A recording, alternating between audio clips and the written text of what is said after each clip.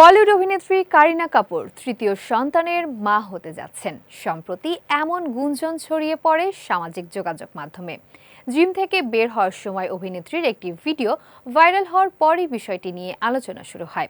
ভিডিওতে কারিনার পেট কিছুটা স্ফীত দেখায়। তা দেখে অনেকেই ধারণা করেন তিনি হয়তো আবারও মা হতে চলেছেন।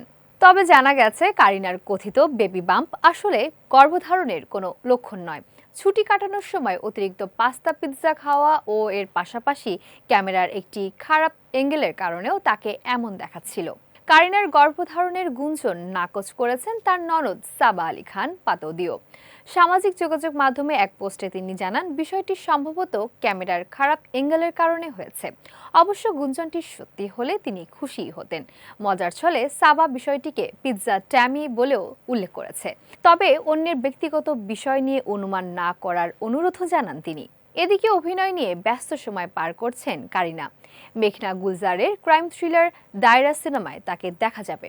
ছবিতে তার সঙ্গে অভিনয় করছেন পৃথ্বীরাজ সুকুমারন। 2026 সালের 18 সেপ্টেম্বর সিনেমাটি প্রেক্ষাগৃহে মুক্তি পাওয়ার কথা রয়েছে।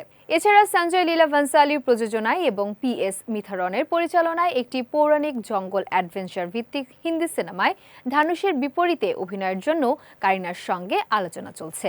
তবে এসবের মধ্যেই তৃতীয় সন্তান নিয়ে ছড়ানো গুঞ্জনকে আপাতত ভিত্তিহীন বলেই জানা গেছে।